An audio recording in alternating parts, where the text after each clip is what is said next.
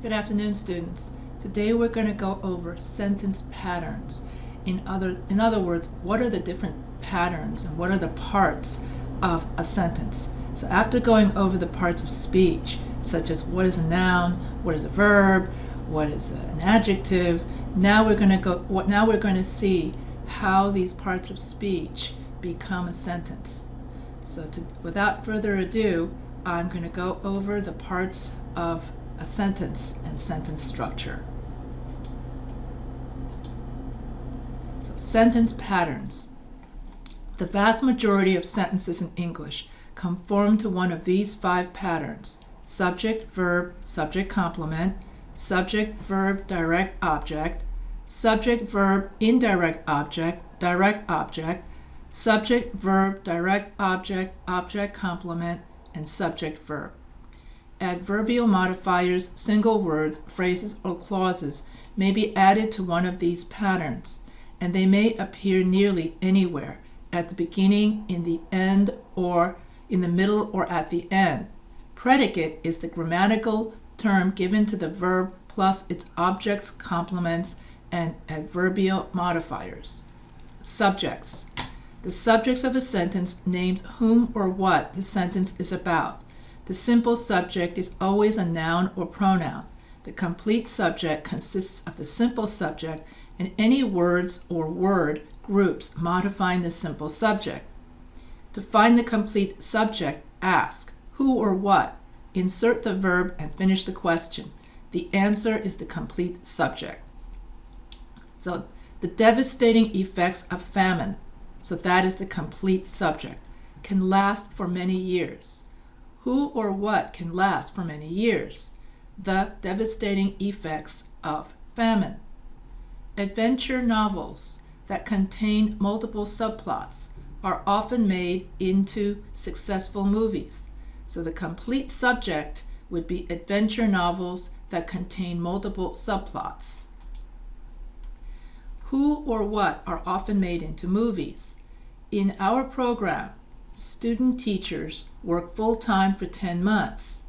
And so here, student teachers is the subject of the sentence. The simple subject.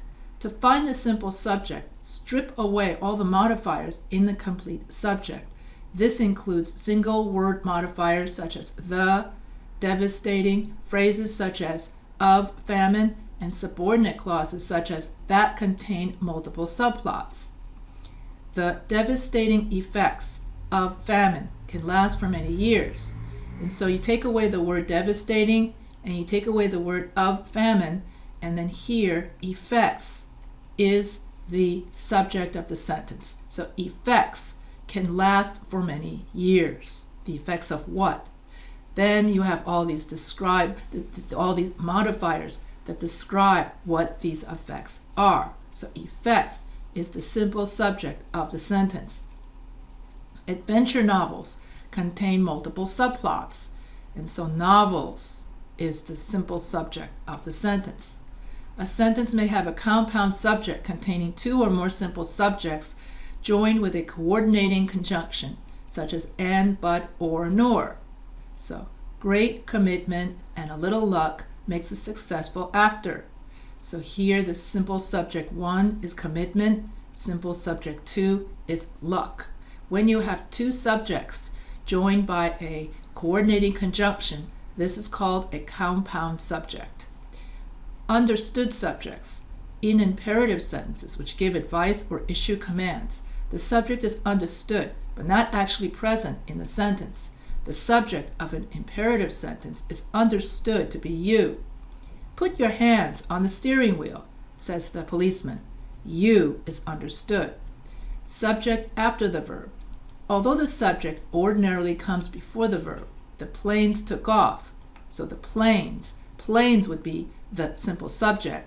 Occasionally it does not. When a sentence begins with there is, or there are, or there was, or there were, the subject follows the verb. In such inverted constructions, there is an expletive, an empty word serving merely to get the sentence started. There are 8 planes waiting to take off. And so planes is the simple subject. Occasionally, a writer will invert a sentence for effect. Joyful is the child whose school closes for snow. So child is the simple subject. Joyful is an adjective, so it cannot be the subject. Turn this sentence around and its structure becomes obvious. The child whose school closes for snow is joyful, so therefore child is the simple subject. In questions, the subject frequently appears between the helping verb and the main verb. Do Kenyan marathoners train year-round? And so the simple subject would be marathoners.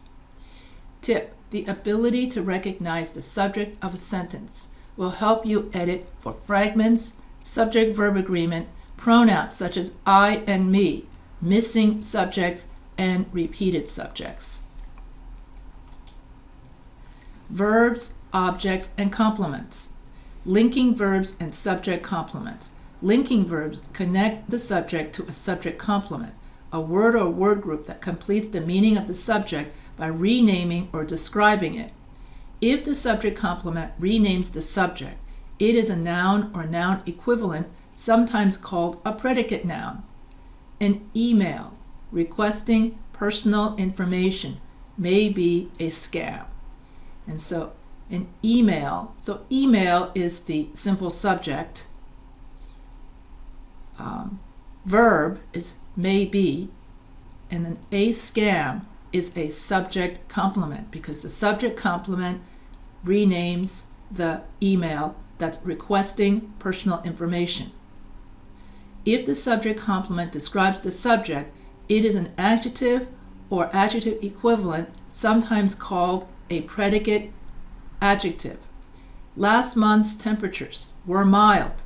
And so last month's temperatures, this is the subject, were is the verb, mild is the adjective that modifies temperatures. So therefore it's known as a subject complement because it is modifying the subject, like an adjective. Whenever they appear as main verbs rather than helping verbs, the forms of be, am, is, are, was, were, being usually function as linking verbs. In the preceding examples, for instance, the main verbs are be and were. So here you have be and were. Verbs such as appear, become, feel, grow, look, make, seem, smell, sound, and taste are linking when they are followed by a word that renames or describes the subject. As it thickens, the sauce will look unappealing. And so here you have the subject, the sauce, the verb will look, and unappealing is the subject complement that modifies sauce. Transitive verbs and direct objects. A transitive verb takes a direct object, a word or word group that names a receiver of the action. The hungry cat, subject, verb, transitive verb, clawed, the bag of dried food, direct object. So the direct object always comes after the transitive verb. A transitive verb does not make sense unless it has a direct object coming after it. If I simply say the hungry cat clawed, then you're left with clawed what? So as soon as you have a verb where you have to say clawed what, and you have to ask the question, what else? That's a transitive verb. The simple direct object is always a noun or pronoun. In this case, bag. To find it, simply strip away all modifiers. So the hungry cat, so cat is the simple subject, clawed is the verb, and then bag is the direct object. Transitive verbs usually appear in the active voice, with the subject doing the action and a direct object receiving the action. Active voice sentences can be transformed into passive voice, with the subject receiving the action instead. Transitive verbs, indirect objects, and direct objects. The direct object of a transitive verb is sometimes preceded by an indirect object, a noun or a pronoun telling to whom or for whom the action of the sentence is done. You is the subject. Give is the verb. Her is the indirect object. Some yarn, actually yarn is the direct object. And is the coordinating conjunction. She is the subject. Will knit is the verb. You is the indirect object. A scarf is the direct object. The simple indirect object is always a noun or pronoun. To test for an indirect pronoun, insert the word to or for before the word or group of words in question. If the sentence makes sense, the word or group of words is an indirect object.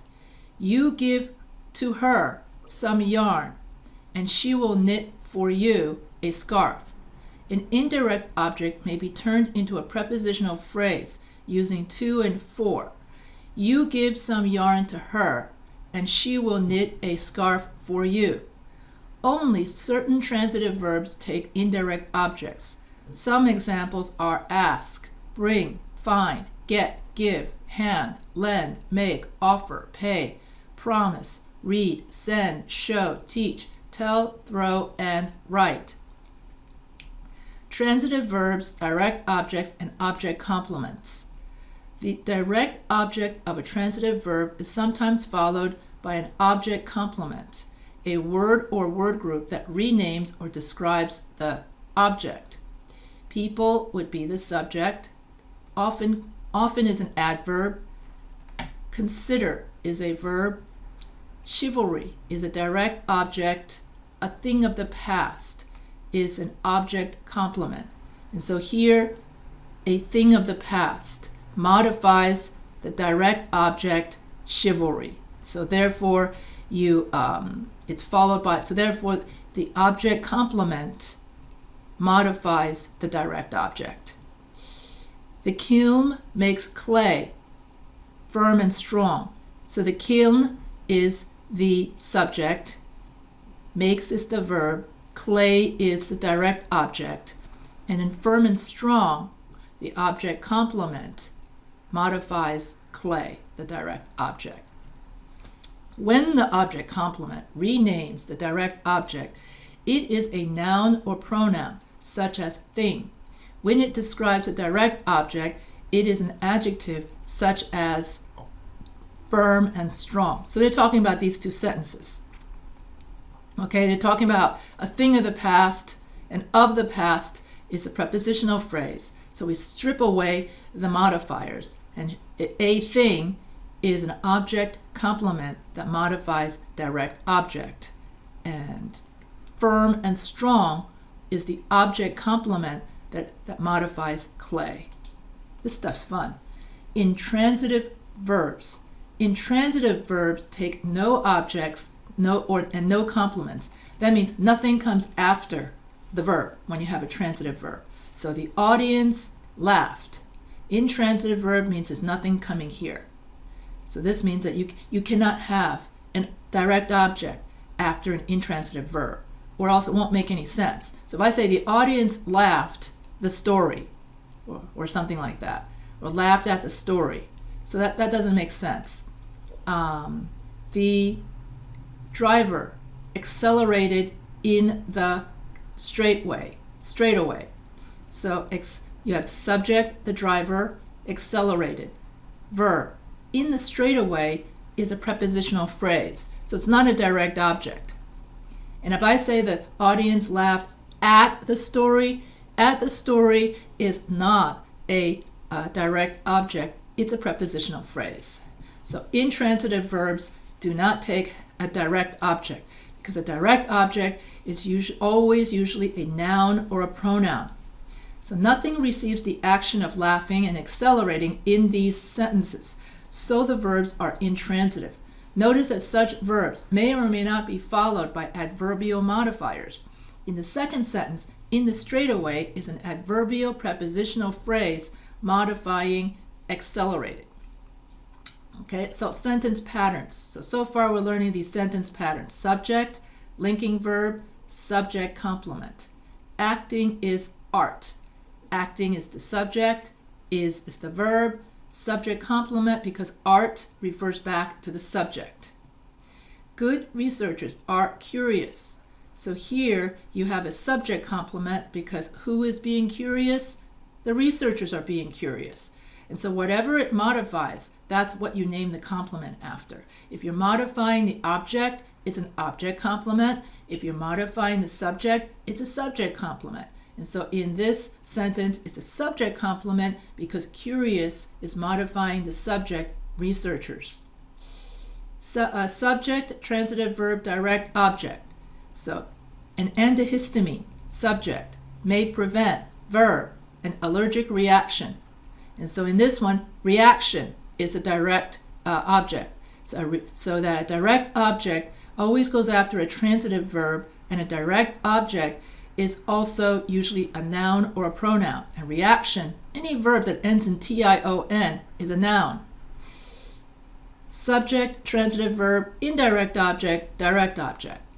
The elevator, subject, gave, verb, to Irina, or indirect object, an attack of vertigo. So an attack is direct object.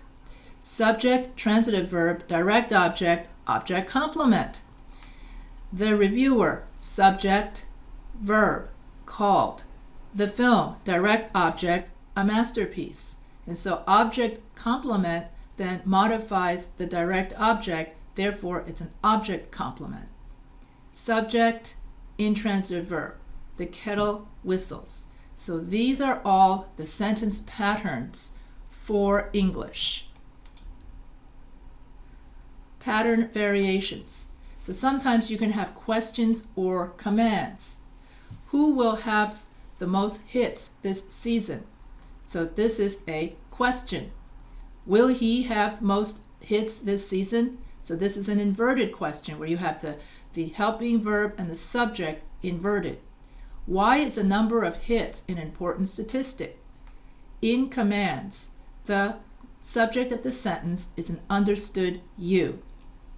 Sentences with delayed subjects. Writers sometimes choose to delay the subject of a sentence to achieve a special effect, such as suspense or humor. Behind the phony tinsel of Hollywood lies the real tinsel. So behind the phony tinsel of Hollywood, that's a prepositional phrase. Lies is the verb, and then the real tinsel is the subject. So here you have a simple sentence, prepositional phrase, verb, and sentence and subject. So the subject of the sentence is also delayed in sentences opening with there or it. When used as expletives, the words there and it have no strict grammatical function. They serve merely to get the sentence started. There are 30,000 spectators in the stadium.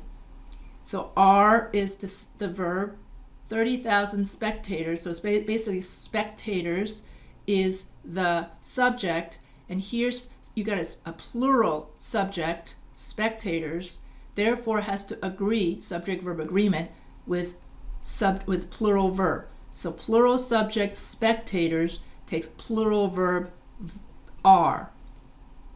It is best to avoid trans fats.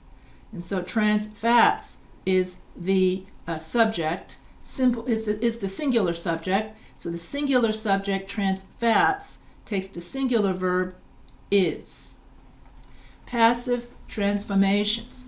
Transitive verbs are those that can take direct objects, usually appear in the active voice. In the active voice, the subject does the action and a direct object receives the action. That's very typical of all active voice sentences. So the fireworks display, that's the subject that does the action of dazzling the viewers on the esplanade.